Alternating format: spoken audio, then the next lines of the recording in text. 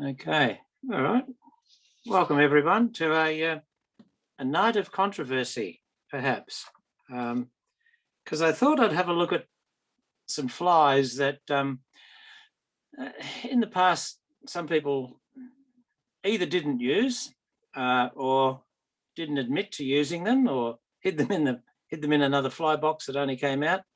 But these are flies that are consistent performers, and they catch fish. Some flies are so good at catching fish that they're actually banned in any fly fishing competitions. And we'll have a look at one of those flies tonight, and that's the Squirmy Wormy. And I'll have a chat about why they've banned it, or how they've banned it anyway. And another fly that people just don't like for some reason. I don't believe it's an illegal fly. I think you can use it, and that's the mop fly. And they're simply made out of a mop, basically. So we'll have a look at those two in particular, but I thought we'd have a bit of a general discussion first about what perhaps constitutes a fly and what pushes the boundaries of what is a fly. And I'm going to base it on the, where is it?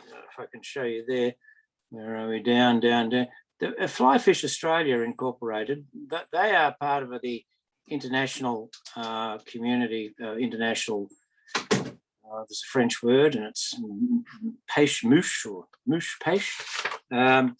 And they have competitions. You can become a member of Fly Fish Australia, and once you're a member, you can enter competitions. And one of the beauties of competition, which I actually joined, it costs you $100, so it's not a cheap place to sign up to. But one of the things that it allows you to do is to, let's say, for instance, I signed up and I wanted to compete at Ballarat and Lake Wendouree, and they use boats at Wendouree. So you go into the draw. You don't have to have your own boat. There's boats available. You go into the draw and you get partnered up at random with another fly fishing person. And that could be an Australian champion or a dead beginner like myself who's never been in one of these competitions before. And for 4 hours, I think it's 4 hours, you watch them fish and they watch you fish, and you take it in turns, and you learn apparently a huge amount about the best and the current ways to catch a lot of fish. And you only have to look at some of Tom Jarman's videos to see how good he is at catching fish in waters that are hard to catch fish in. He's currently the Australian fly fishing champion, and he's a Victorian. So I joined that with the intention of going into a couple of comps. Well, of course, Mr. COVID didn't allow any of that, so that hasn't happened. When you're looking at these competitions, they've got as I said before, they've got I think it's a 34-page booklet on the rules, competition rules. And one of them is on things that are banned or prohibited. And I'll read it out to you because it's rather nice. Appendages that alter the original concept of an artificial fly, or bodies made from moulded, shaped plastic, moulded, shaped silicon, or moulded, shaped rubber are banned.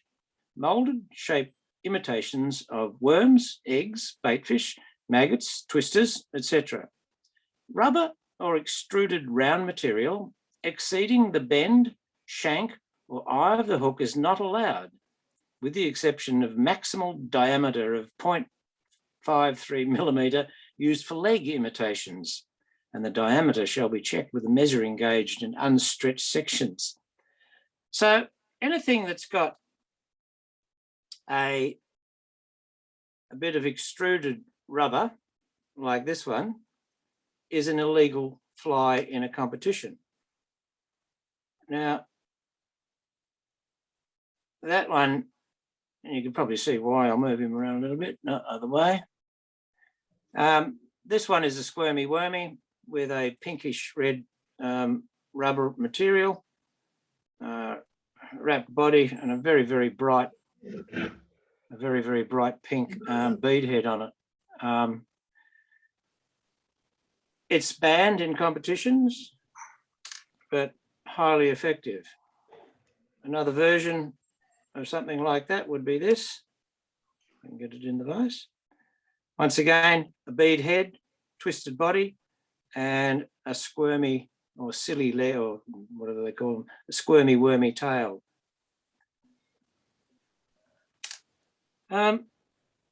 This one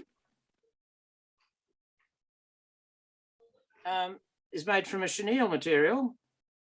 So it's not an extruded rubber one, but that's a legal one. That's a legal fly to use.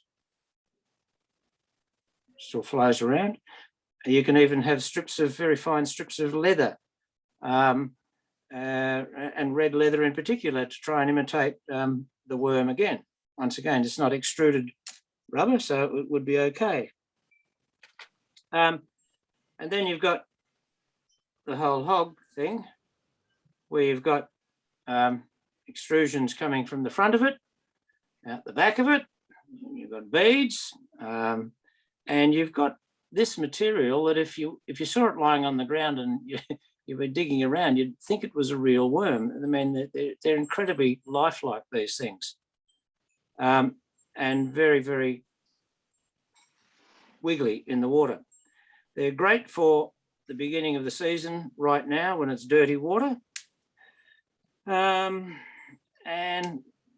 fished in lakes. They can fish. You can actually fish them anywhere, but they do particularly well in high dirty water around the beginning of the season.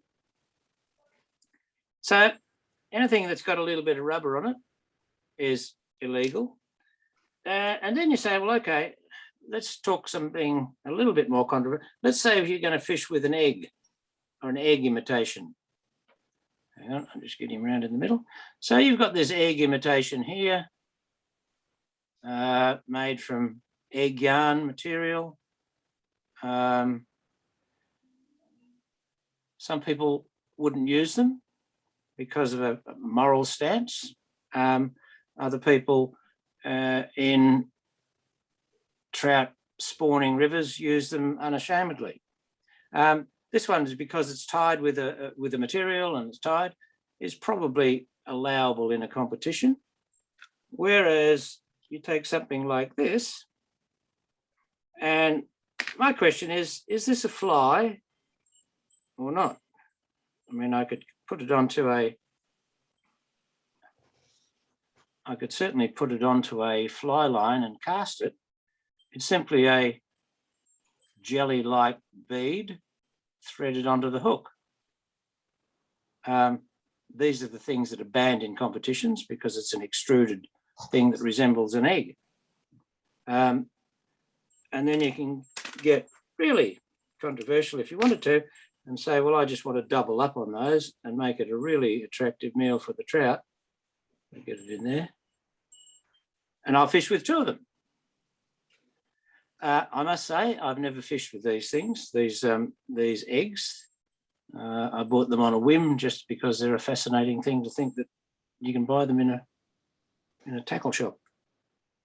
Anyway, the other one that's, and then because this one isn't an extruded soft plastic one, this is a hard bead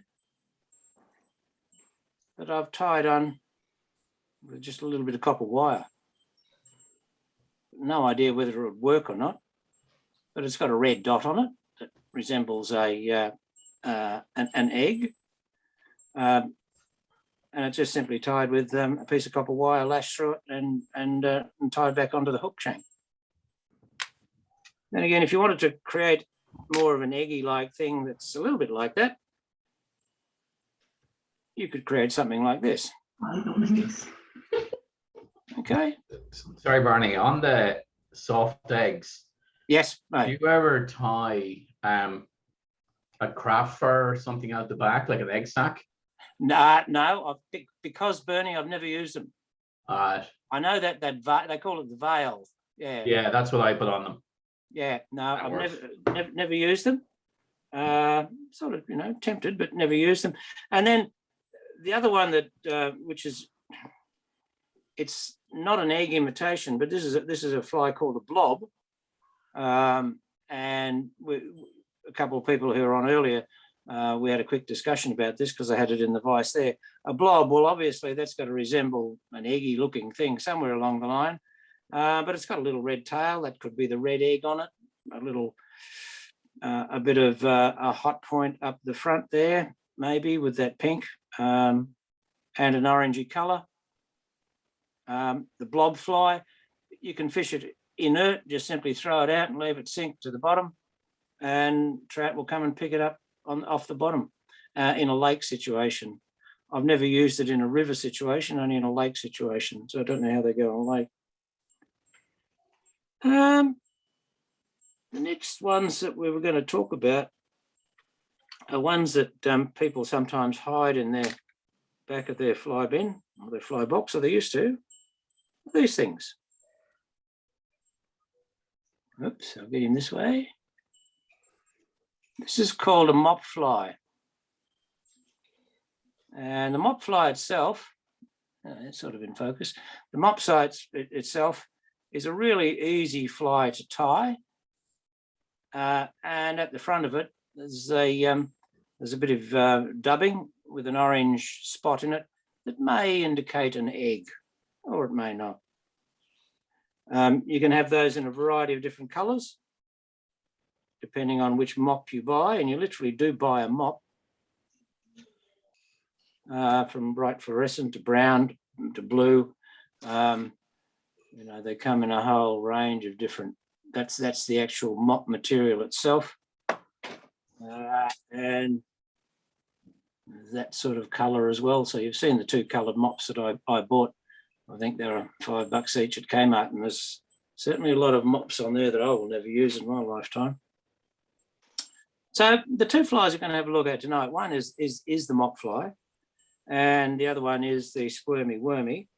But I just thought I'd have a quick chat about what flies that are a little bit controversial, and some people, for whatever reason, choose not to use them, and some people don't use them because they're not allowed to go in competition. Let's start with the squirmy wormy. Now, there's a couple of sorts of material. This one is, if I get that there, the silly worms. There's a lot of different things on the market now. This is one that I've had for some time.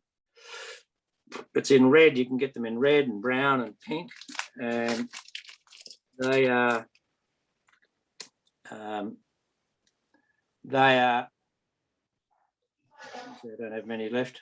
They just come in a hank, if you like, or whatever you'd call this, and then you just take off one at a time and use it as you need to use it.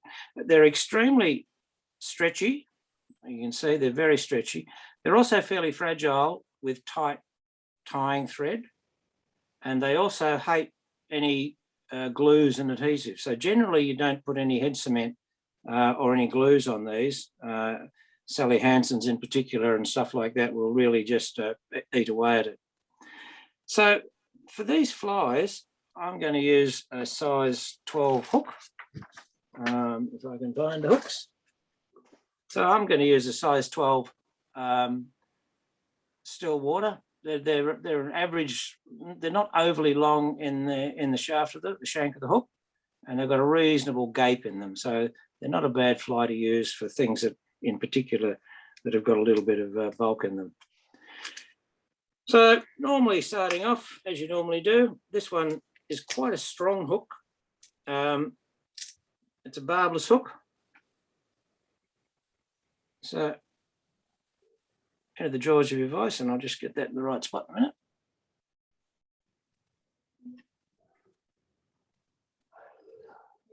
That's better. For ease of seeing it, I'm going to use quite a bright thread so that it's quite easy for you to see, but this is a reddish pink thread, and I don't mind using a reddish pink thread. I'm also going to be using some dubbing on this, and I'm going to use some bright red superfine dubbing. If I was using a brown body, I'd perhaps go for a brown, oops, where are we? A brown dubbing. Okay, but we're using that. For this one, I won't incorporate a bead, but it's relatively easy to incorporate a bead with them if you want to. So one length usually does 2 flies, so you can pull it off, fold it in half, and just cut the material so that you've got a half a piece there. Stand away slightly behind the eye of the hook, and you bring it down about halfway, perhaps a little bit past halfway.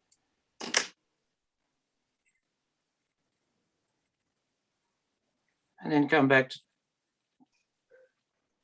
to the other end. So you've built up a little body, a little thread body. That's going to help hold this material on the shaft of the hook. The material itself is the first couple of wraps that you have with it are the hardest to do. It moves around all over the place. It wobbles, it's hard, it slides, it twists. It's really quite a tricky thread to use. I'm using 140 denier thread, which is medium, I suppose. It's not a fine thread, but I'll also unwrap the thread so I've got a flat thread to wind on. Now, I could simply do it this way, and taking it carefully and not pulling too hard and making sure it's on the top of the shank of the hook, but you can see what happens. It just slides around so easily. So a good way to overcome that, and that's the use of that little bit of that dubbing, is to take a little bit of the dubbing, you put a little bit of dubbing on the over the threads. So a small amount of this dubbing.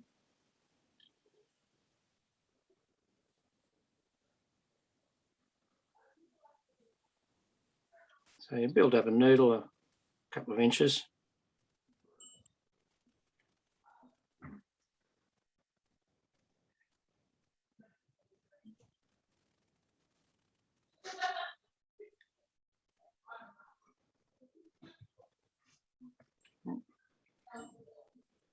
And bring it back to the middle.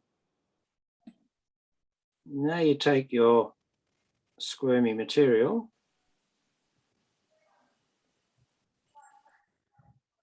pinch wrap with the dubbing on it,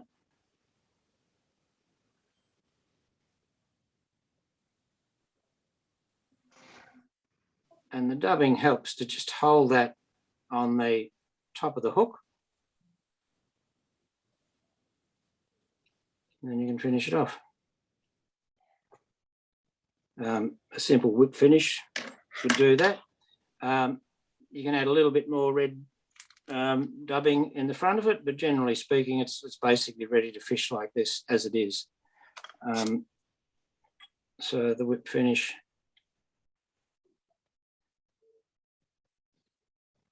Oops.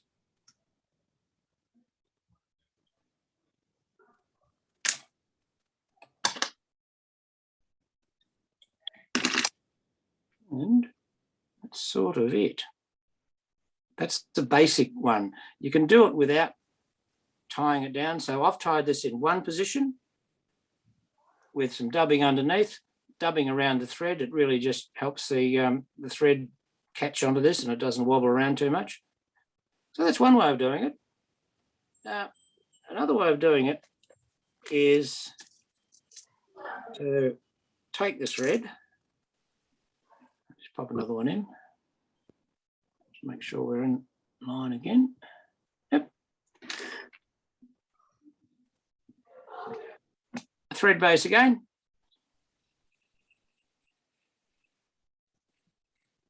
And this time I'll take it right back to the back of the hook, just to the bend.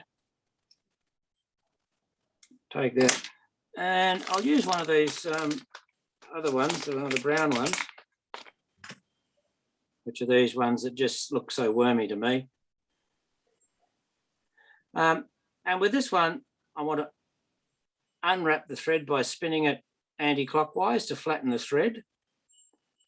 Lift it up, a loose pinch wrap, another loose wrap, and you've really got to control, because this material will just want to go running around the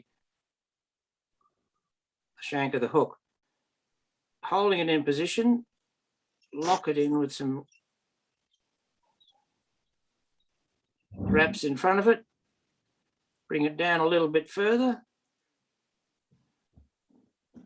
put a little bump in it. Oops, spin it round backwards and that'll coil it. Oh.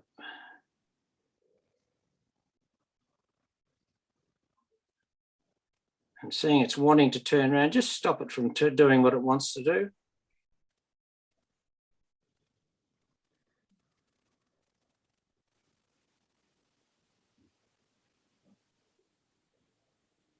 And then come in front, and you're going to lock them off in front. And you would whip finish that in a normal way. And if I take that back a little bit, you can see that it's quite a long worm. I would trim that back at the front a little bit. I'll whip finish it first. But you can see they're easy to tie as long as you get the first bit under control, and that's that first wrap under control.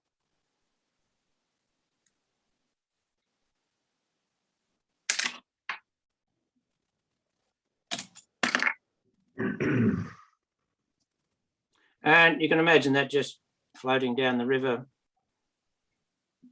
coming back under a slight twitching retrieve in the banks of the Tullaroot Reservoir, where it's coming up over the grass at the moment, with those worms coming out and the trout coming in to feed on them. I imagine it'd be a pretty effective way to go fly fishing. Or is it fly fishing? Any questions on that? Just, you can unmute if you want to. Queries? Bonnie, who makes that worm-looking material? Ah, the wormy one, yeah. Yeah. I can't remember who it was, but one of the members told me about it, or I came across it, or I saw a picture of it.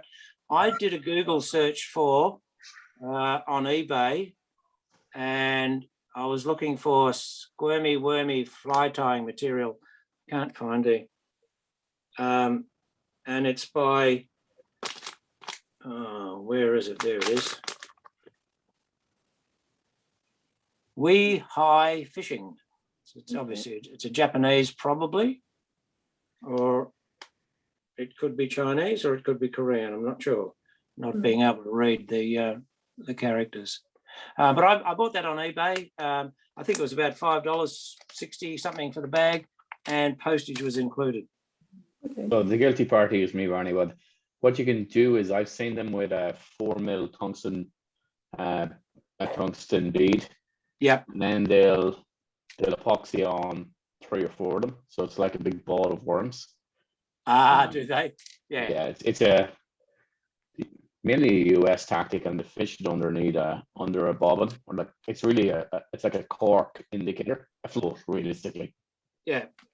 And you're right, Bernie. And that's when you sort of say, you know, this pushing the boundaries of what is fly fishing.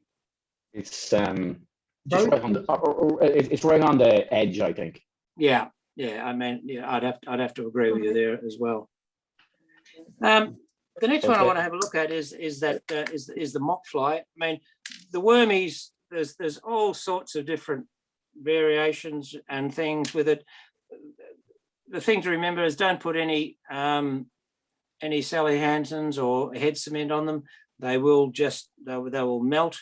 Don't put them in a big bunch. They will tend to fuse together in a fly box. If they're mixed with other rubber-rich materials, they're right if they've got them all the same sort, but when you mix them with other soft plasticky things, they tend to merge together somehow or other. That was me, Barney, that put you onto those worms. Ah, that's it. I couldn't quite remember. Yeah. Yes. Well, they Yeah, do catch did you- fish. They're actually even more of a, is it They like, they really do. sensitive? I mean, yeah. Anyway, Yeah, and I've never seen anything quite as realistic in the way of a squirmy wormy before. So thank you for that. Beautiful. crap. I actually fished a very high, dirty river a couple of days ago and I didn't have to resort to them. So there you go. Ah, well, you might have done better. Who knows? Right, the squirmy wormy is behind us. Now let's have a look at the mop fly. This particular mop is actually, as you can see, it is a mop. Give us a little bit of a dust up here, go around there. Anyway, so this is a mop, and the other one is a mop that's from a floor mop, a floor pad mop. I think I gave you a couple of these, Marianne, at one stage. Or I was going to. I don't know whether I got there yet. Anyway, the idea with these is that you take one of the things on the mop, and you just, if I can see what I'm doing and try and show it on the camera, and just snip it off so that you've got that there. Where you've cut it, it's like a bit like a little bit of a chenille. This is sealed at this end, so it doesn't unravel at this end. But at this end, because you've cut it, you can expose the core of it in the middle. I just pulling off a few threads and exposes that thread core in the middle of it. So that's the sort of basically the preparation for it. And then you attach that to the hook. I'll get the thread base on. Once again, I'll use pink just because it's there. This one doesn't go down the shaft of the hook very far at all. So you don't need to go back with the thread very far.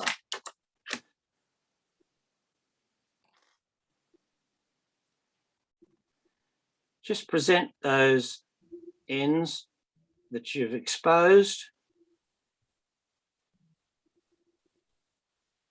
and keeping it on the top of the hook, don't let it slide around.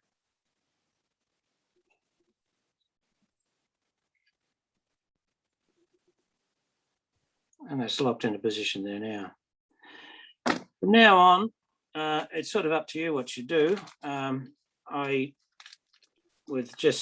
simply finish this off with a little bit of dubbing at the front of it. This is an unweighted version. Obviously, you can put a bead on the front before you put the mop on. But the simplest way to do it is to just simply tie them on as I've done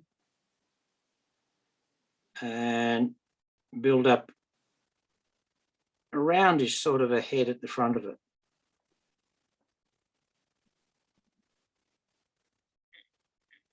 And I need it to be quite fluffy, so I'm not going to do it too much.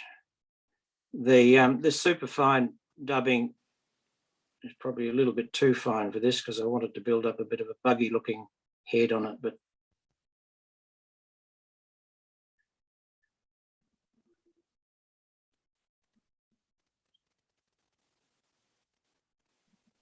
and really that's the basis of a mop fly.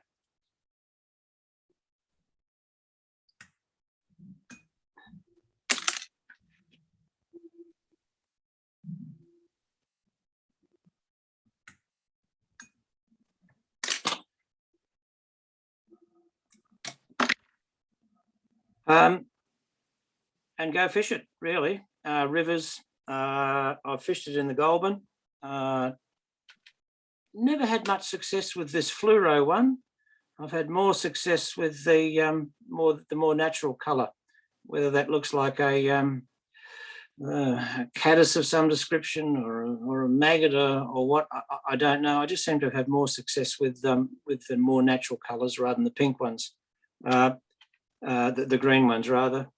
You can add other stuff to the front on the collar. This is a bit of chenille sort of sparkly stuff that I just wrapped around there. And of course you can add a bead to them before you start editing to get it a little bit of weight going down as well. Anyway, they're the two flies that I was going to talk about tonight, the Squirmy and the Mop. Whether you fish them or not, it'd be up to you, but believe me, they work. The black in the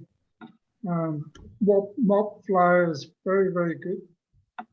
The dark one, Vin, is it? Well, my brother fishes in England. He only does melt reservoirs, and he kills them with the black one. Just a black mop. Well, I actually haven't come across a black coloured mop yet, so I'll need to perhaps get an eye out for one, Vin. I don't know where he gets them, or maybe dyes them or something. Yeah, probably dyes them. I've never seen a black coloured mop neither. No, anyway. But if you're a trout, you'd sort of think that wasn't a bad looking snack, I'd reckon, or if you're some sort of bud, to have a bit of a crack at it. It's nice and soft and colourful, and it looks like a big chunky meal. And of course the worms, well, that's just in the early season with rising rivers and lakes and stuff. That's a very, very natural food for the trout to have, whether they're washed out of flooded regions in banks or coming out of the flat areas around lakes as the water rises. They certainly pop out there all over the place, and trout come in and feed upon them. So, any other queries? We'll break and have a chat in a minute, because you can stop recording at any time you like, Bill. Thank